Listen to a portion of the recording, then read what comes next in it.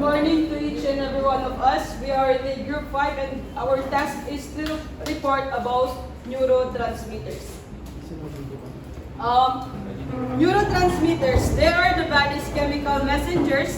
They can carry messages from one nerve cell across the space to the next nerve, muscles, or blood cells. It is also stated here that they are the body's chemical messengers that your body can't live without, and their job is to carry chemical signals from one nerve cell to another.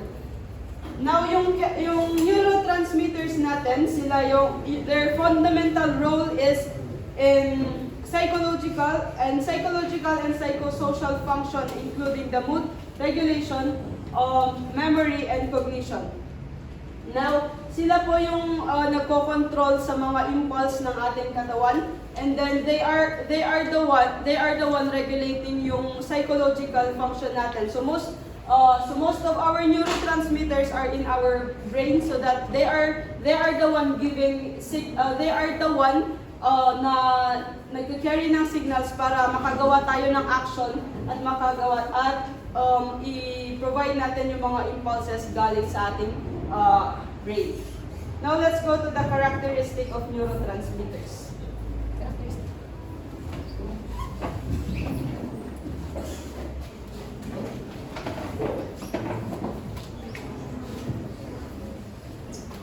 Characteristics of neurotransmitters. They can excite or inhibit neurons, influencing various functions like mood, memory, and muscle contraction. It synthesizes neurons, the signals released in response to the electrical signals. They are rapidly broken down or reabsorbed.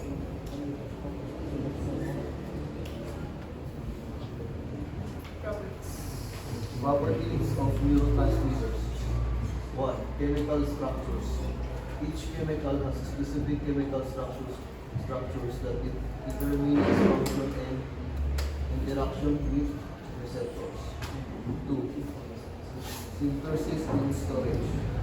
Neurotransmitters are synthesized within neurons and stored in synaptic vesicles until they are released. 3. Release. They are released from presynaptic neurons to the synaptic cleft in response to an action potential. Receptor binding.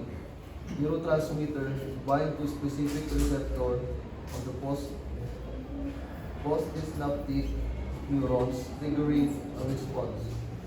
5. Action. They can excite or inhibit postsynaptic neurons, influencing an activity. 6. Termination. Neurotransmitters action is terminated through reuptake into the synaptic neurons or diffusion away from synapse. 7. Modulation. The activity can be modulated by factors as the availability of precursor or enzyme activity and receptor activity. Okay, so sa mga properties natin, di ba, we can see that our neurotransmitters daw ay nare-release. So, mamaya i-explain ng isa sa aking ka-groupmate kung paano yung process ng pag-transfer ng message ng neurotransmitter. Now, they are released from the synaptic glands. Receptor binding. They are bind to other neurotransmitters para mas madaming maka-transfer ng message. Action, of course, they can impulse other glands or other system of our body. And then termination. After they do their part, sabi dito pwede silang mag-diffuse after kapag nagawa na nila yung part nila, they will be terminated. And then of course last is modulation. Now to further understand, let us move forward. How do neurotransmitter works? How the neurotransmitter works? uh,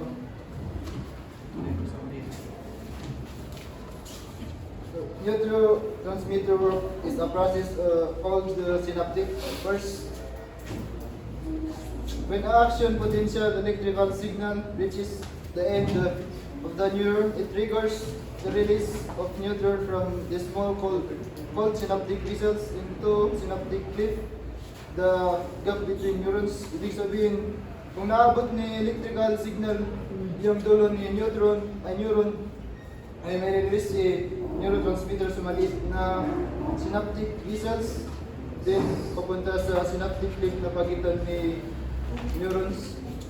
Second naman is this neurotransmitter then bend to the receptors on receiving neurons, causing ion channel to open the end, either depolarize or hyperpolarize the neuron, which can either excite or inhibit its activity.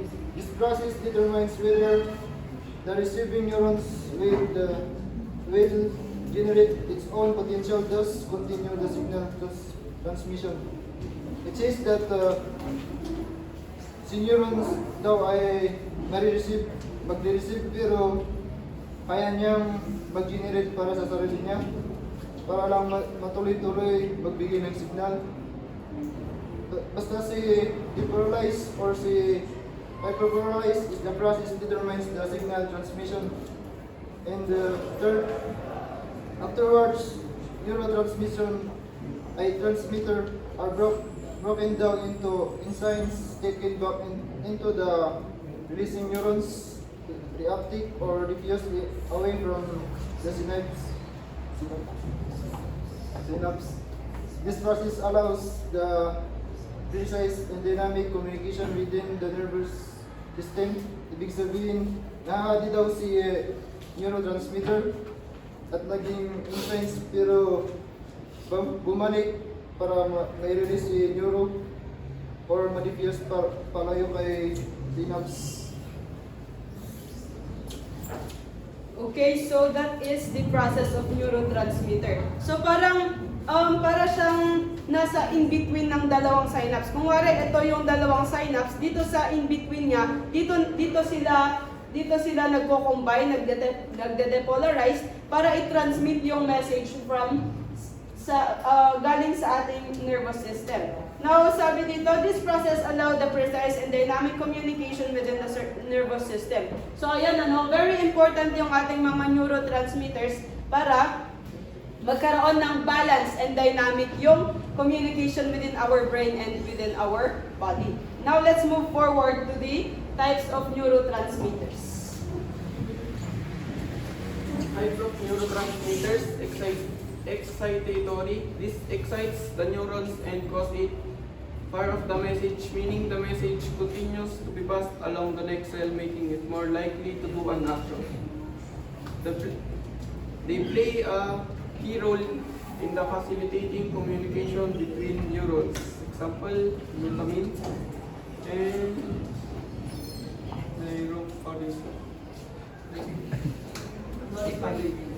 Norepinephrine. In simple terms, the text is talking about how certain substances can stop a chemical message from the moving between neurons in the brain. Next is inhibitory. This block and prevent a chemical message from being passed along any further by decreasing the likelihood that the neuron will fire. They play the key role in maintaining the balance of neural activity in the brain. Example, GABA and glycine.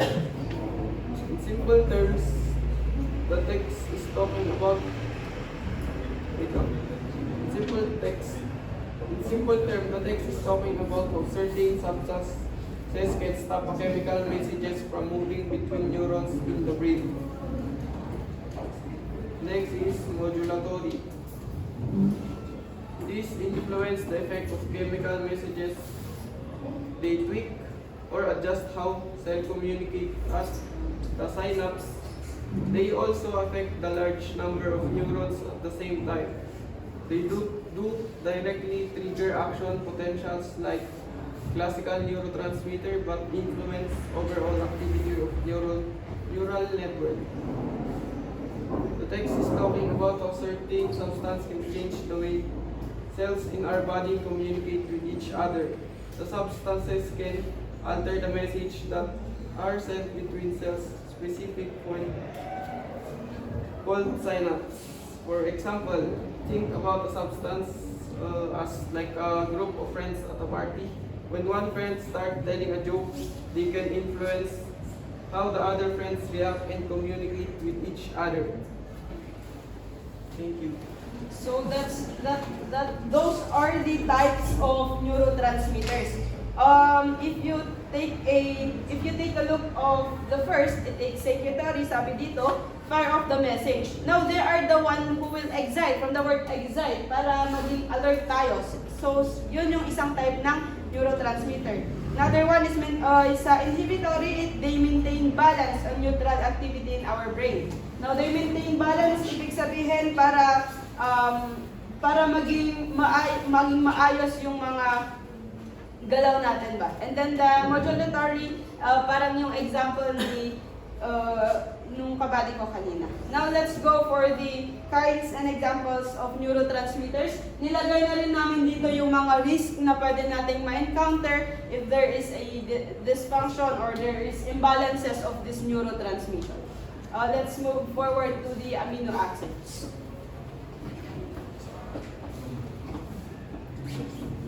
The amino acid neurotransmitter. Amino acids involve most function of our nervous system. Ang amino acid daw ang nuclein na nagpapagana sa ating nervous system.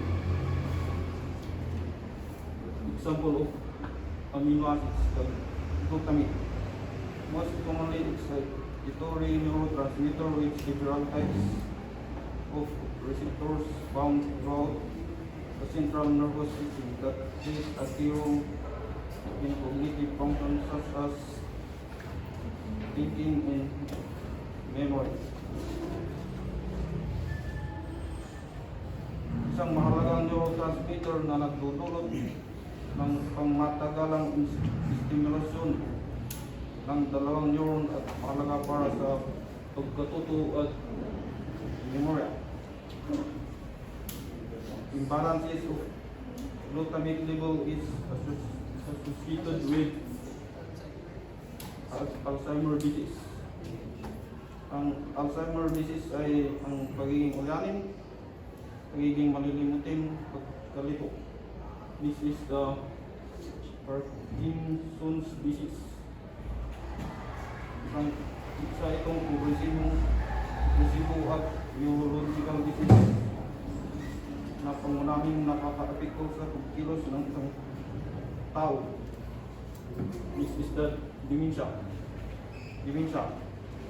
Sakit sa pag-isip at utak. Isang sakit nito ay ang Alzheimer's disease. This is the seizure. Seizure ito ang uncontrollable pag-shake ng katawan ng isang tao at ito ay common symptoms ng epilepsy. Yan ang ating glutamate. And then let's move forward sa ating GABA. GABA and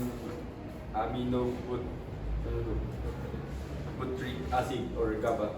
GABA is known by producing calming effect and play a major role in controlling neurocells, neuroactivity, keeping your nervous system activity balanced out. It's also the most common excitatory neurotransmitter of the nervous system that regulate concentration and prevent problems. So, if you have low level of GABA, it may cause the anxiety, depression, irritability, lack of concentration. So mostly of us have this one. So we surely have a low level of GABA. So anxiety, may tayo, di ba? Tumutukoy sa isang pakiramdam na pagkahalatang pagkabalisa o takot. depression, a common mental disorder. It involves depressed mood or loss of pleasure, of interest in activities, irritability, feeling of agitation that you might experience, irritable, lack of concentration, being unable to concentrate can affect people or of all ages, lack of focus. So, how can we maximize PAR1, low level of GABA? I don't know. Yes.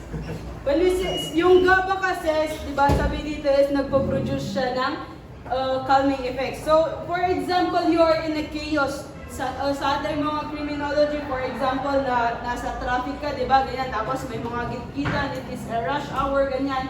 Dapat, kailangan natin ng a lot of GABA so that we could be able to deal with the pressures, so that we can be calm in whatever situation we may encounter. Yan. So mamaya ang pag-uusapan din natin kung paano natin magkakaroon ng a lot of GABA and kung paano natin na-maintain. So yun, low level of GABA, that is the symptoms that may cause. Let's now move on to our bioamines. So yun, ito ang bioamines natin. It regulates bioamines. It is also called as monoamines. It regulates consciousness, cognition, attention, emotion, many disorders of your nervous system, involves the abnormalities of our bioamines, and many drugs that people commonly take can affect these neurotransmitters. Now, si bioamines is marami itong nagagawa sa ating katawan. So it is the most important kind of neurotransmitters. Let's move forward to the kind of bioamines. We have first serotonin. Serotonin, it is an inhibitory neurotransmitter that helps to regulate mood, sleep patterns, sexuality, appetite, and pain. Now, si serotonin, sabi dito is nagre-regulate siya ng mood. Yan. Sa sleep naman, sa sleep pattern, di ba, kung ikaw yung taong may insomnia or hirap kang makatulog sa gabi, probably mababa yung serotonin level ng neurotransmitters mo. Now, it regulates mood. Ano ba ang ibig sabihin nito? Yung kapag lagi kang tinatamad or lagi kang bogot sa mga gawaing bahay, ganyan, probably there is a problem with your serotonin level. And then, how we deal with pain. Now, si serotonin kasi isa rin siya sa nagre-regulate sa mga pain tolerance natin, or kung paano mag-cope up yung body natin sa pain. And then,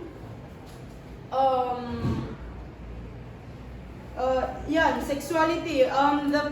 If you feel the pleasure or your desire, it has something to do with serotonin also. Now, if we have imbalances of serotonin level, it may cause fibromyalgia, seasonal affective disorder, and chronic pain. Now, si fibromyalgia, according to our research, ito yung pag sumasakit yung buong katawan mo, you feel fatigue every time, and then ikaw mas sensitibo ka sa mga sakit let's just say na mas madali kang magkakaroon ng sakit kaysa sa ibang taong walang sintomas na ganito. Yung seasonal affective disorder naman, sabi dito, it is a type of depression that comes and goes in a seasonal pattern. Now, you have this depression pero hindi siya tuloy-tuloy, ganon. It depends to the season. It's just like, for example, pag nagtutudo ka siya, doon ka na-atake ng disorder. Tapos after the rainy days, wala na naman yung depression mo, and then the coming season, magkakaroon na naman. So, ganon yung seasonal affective disorder, ano? And then, of course, chronic pain, ayan, kapag masyadong na-expose yung ating katawan sa mga physical activities. Now, let's move forward to the histamine. Okay, histamine regulates body function including wakefulness, feeding, behavioral, and motivation. Histamine plays a role in asthma, muscular edema, and multiple scoliosis. Now, si histamine naman, when we say wakefulness, of course, when we say wakefulness, it is you being actively energetic. Ayan ano. So kapag mataas yung level ng histamine natin, ayan, motivated kang pumunta sa school, or motivated ka, or you are very energetic in communicating to other people. Another one is yung feeding natin, ano? So mas malakas yung appetite mo, or mas malakas kang kumain when you have a lot of histamine neurotransmitters. And motivation yan, same as the wakefulness. You are very motivated to wake up and to go to school, or there is an excitement for you to do things. Another one is dopamine. This neurotransmitter plays a role in your body's reward system. Ayan. And then, it includes feeling pleasure, achieving heightening arousal, and learning. It also helps in memory, mood, and motivation. Now, si dopamine, when we say arousal, sabi ni si arousal daw, it is the feeling very excited and very alert. Now, if you has a lot of dopamine, you will be alert on your surroundings. So, parang kung may mga paparating na sasakyan, ganon, laging alert ka, ganyan. And then, si dopamine daw, it regulates our learning. So, of course, it helps us to understand lessons, ganyan, and it helps us to understand things that we are dealing in our surrounding through analyzation. Now, the feeling of pleasure. So, of course, sabi dito, it will provide you the feeling good and enjoyment of something. Yan ang nagagawa naman ni dopamine sa ating katawan. Imbalances. If there is a dysfunction of our dopamine level, meaning to say, ito yung mga sintomas na may encounter natin. Schizophrenia. What is schizophrenia? Sa ating mga kid. Ano ang schizophrenia? We do this one sa CLJ, CDI, ganyan. Ano ang schizophrenia?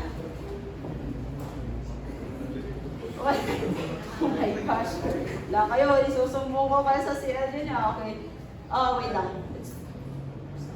Si schizophrenia, di ba? If you have, this is the major, ito yung common na sakit na na-encounter natin sa mga subject natin sa CLJ, sa CDI. Kasi kung ang tao ay may isang schizophrenia at nakagawa ng krimen, they will not be criminally liable. Why? Kasi yung schizophrenia is, people have schizophrenia, they have lost touch in the reality. So, sudah nagiging agbagtik kasi wala sa sarili, ganon. So, yun pala, new learning for us, kung there is a dysfunction of our dopamine, yun yung isang sakit na may encounter natin. Another one is bipolar disease. Sinong nakakaalam ng bipolar disease? Diba naman? Now, ang bipolar disease, sabi dito, it is an unusual shift in a person's mood, energy level, and concentration. Ayan. So, kung may dysfunction yung dopamine natin, mayroon tayong bipolar. Yung parang ang saya-saya lang niya, tapos mamaya umiiyak sa gilid, ganyan. Yan. It is the same as mood swing. Hindi naman the same, pero parang ganun yung symptoms niya. So, meron din yung iba na maayos mo lang siyang kausap, mamaya nag-ungot gayam-litan, ganon. Yun yung mga symptoms ng may bipolar disease. Another one is ADHD. So sa ADHD, meron naman tayong tatlong symptoms: hyperactivity, inattention, and impulsivity. Now, kapag yung tao daw, kapag meron kang ADHD, lagi kang nagsasalita, gano'n. sabi sa, ay, hindi naman ako. Nagre-record ako, kaya lagi nagsasalita. I mean, sabi dito, too much energy or talking too much. Sabi kasi sa hyperactivity, ayan. Tapos sa inattention, you have difficulty in paying attention. So kapag yung may mga bata, ang hirap may mga symptoms kasi na ganito eh. Pag sinusuway mo ganyan, hindi kasi nga mo nagatanda ka lang kasi tapos agaramid man yung tigas to eh. Ayan. Hindi siya wala yung attention niya sa'yo. Hirap siyang mag-give ng attention. And then another one is impulsivity. Acting without thinking or loss of self-control. Ayan. Kung yung taong may ADHD pala, kung no kinala nga danugog dito nga tao, ay dinanog na nga dagosan ka. Hindi niya ngayon makontrol yung sarili niya sa mga impulses. Ayan. Yun naman yung kahalagahan ni dopamine at kapag may mga dysfunction tayo, malala yung epekto nito sa ating katawan. We have another one. Isa pang type ng bioamines is norepinephrine. It is norepinephrine. Let's see in mine. So si norepinephrine, their role is to increase blood pressure and heart rate. It is widely known for its effect of alertness, arousal, decision making, and focus. Many medications such as antidepressants and stimulants aims to increase the norepinephrine level to improve the focus, concentration, and to improve depression symptoms. Ayan, into this definition, we could say na yung norepinephrine then is good, it will help us in our decision making. Now, kapag decision making. So kapag balance yung norepinephrine natin, of course kung may mga situations tayo na nadideal, it is very stressful, it is very you feel a lot of pressure, we could still have a good decision making kung balance yung norepinephrine natin. Hindi nga tayo madaling na-influensyahan ng mga situations in our surrounding. Now sabi din dito, sa mga antidepressants, ito yung pinaka-importanting tinatarget nila. Why? Kasi 'di ba yung mga taong may symptoms ng depression, lagi silang matamlay, ganyan, hindi sila nakaka-concentrate because they are very overthinkers, ganyan. So they need a lot of norepinephrine in their body for them to improve their focus, concentration, and syempre para mabawasan yung mga symptoms ng depression na nararamdaman nila. Ayan.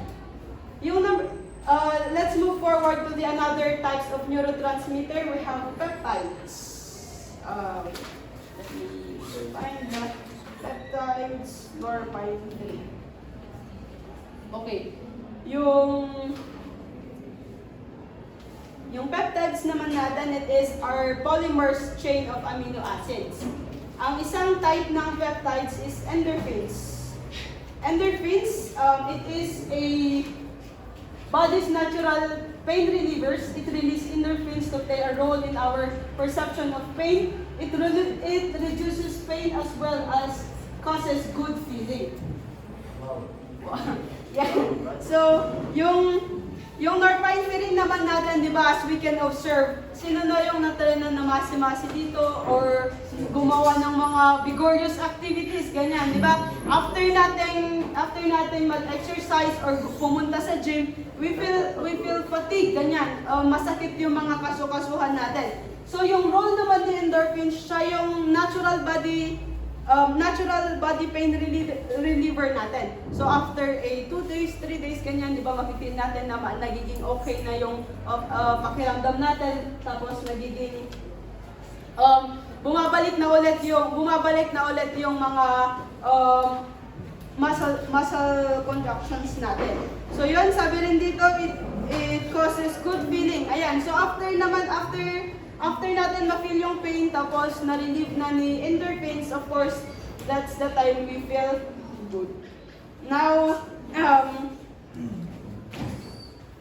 Now, sa imbalances naman, if we have a low level of endorphins, it causes fibromyalgia. So it is the same as what we have said a while back, yung fibromyalgia. Siya yung, this is the feeling of being fatigued. Laging masakit yung katawan mo or laging exposed ka sa sakit. Another type of neurotransmitters is lastly acetylcholine neurotransmitter. It released by the body most neurons, automatic nervous system regulating the heart rate, gut motility. It plays a role in muscle contraction and memory. Ayan, it is same as the peptides na it has something to do with our muscle contraction, pero si acetylcholine kasi kapag may imbalances siya, mas malala yung impulse niya kasi nagkakaroon ng seizure. Sa endorphins kasi we just feel fatigue, pero kapag nakaramdam tayo ng imbalances ng ating acetylcholine neurotransmitters, mas malala na yung symptoms niya, which is seizure. Now, to summarize, these are the ito yung mga to summarize our topic about the types. Ito po yung mga definitions or ibang other informations regarding neurotransmitters. So you just take a picture parang summary na rin niya, ano? And then this is the summary. And then sa mga structures naman ng neurotransmitters, ito naman siya. So yung structure ng adrenaline, dopamine, ganyan po yung magiging structures niya. Alright, so after these structures, we now move forward to the things to do to boost our neurotransmitters para maging balance yung ating neurotransmitters. So dito po sa things to do to boost neurotransmitter, meron po tayong siyam na kan dito, things to do. First is, pakisabay na lang kasi meron naman sa TV na. So I just want to give you some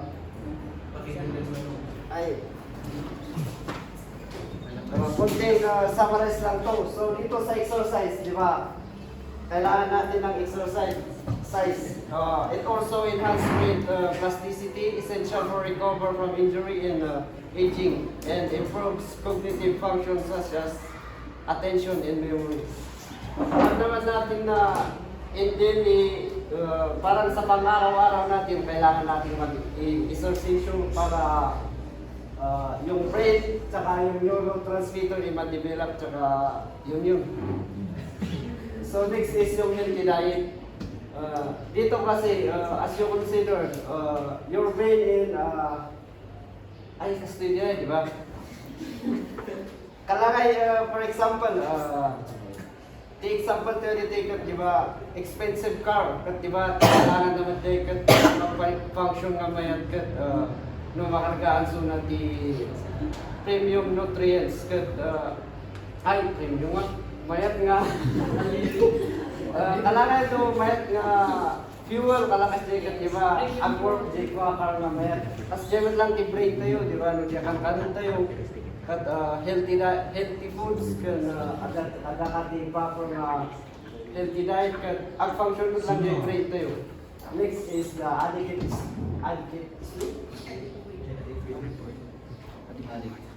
So dito yung gayang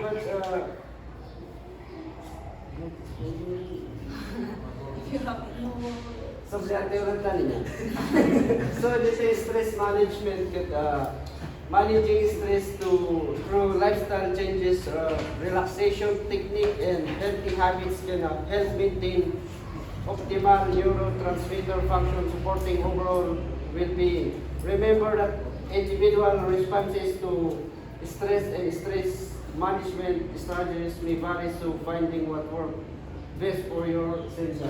So dito yung stress management. So kasi dyan, nag-isama ng explanation. Kasi yung HC naman. So next is sunlight exposure. Dito yung gaya sunlight affects neurotransmitter. It's clear that spending time in the sun has multiple benefits. So kanya tayo, kanya lang Ganyan. Ano na mabutong papainit, siyempre, dati benefits naman lang. So don't hesitate to step into the light and enjoy the positive effects of sunlight exposure. Next is the limit alcohol in caffeine.